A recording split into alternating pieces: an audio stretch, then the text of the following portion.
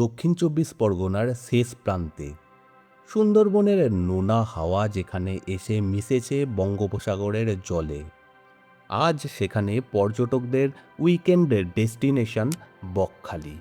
আজ থেকে ১০০ বছর আগেও এই জায়গা সুন্দরবনের গভীর অরণ্যে ঢাকা এক প্রত্যন্ত জায়গা ছিল।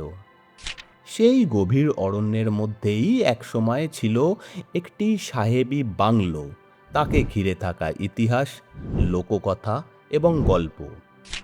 আজ সেই বাংলোর প্রায় কিছুই নেই।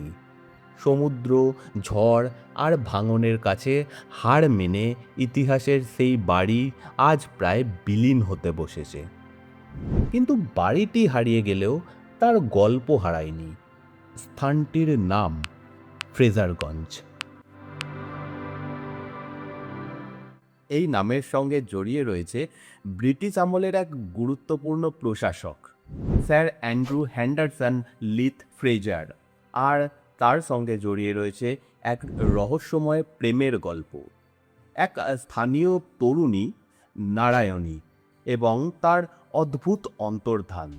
কোনটা ইতিহাস আর কোনটা কল্পকথা, আজও তার কোনো সম্পূর্ণ উত্তর নেই। অ্যান্ড্রু ফ্রেজার জন্মেছিলেন 1848 সালে।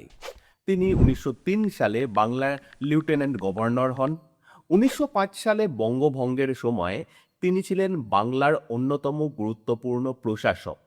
সেই সময় থেকে তার ভূমিকা তাকে জাতীয়তাবাদী আন্দোলনের প্রবল বিরোধিতার মুখেও ফেলেছিল। অর্থাৎ তিনি ছিলেন ব্রিটিশ ভারতের ক্ষমতার কেন্দ্রের একজন অত্যন্ত গুরুত্বপূর্ণ, একই সাথে অত্যন্ত অত্যাচারী ব্যক্তি। তবু তার নামেই এই জায়গার নাম ফ্রেজারগঞ্জ।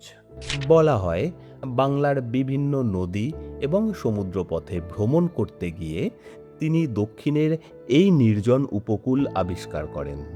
1904 সালের কাছাকাছি সময়ে নারায়ণতলা নামে একটি প্রত্যন্ত সমুদ্র তীরবর্তী অঞ্চলে তার নজর পড়ে। জায়গাটির সৌন্দর্যে মুগ্ধ হয়ে তিনি সেখানে একটি বাংলো তৈরির উদ্যোগ নেন।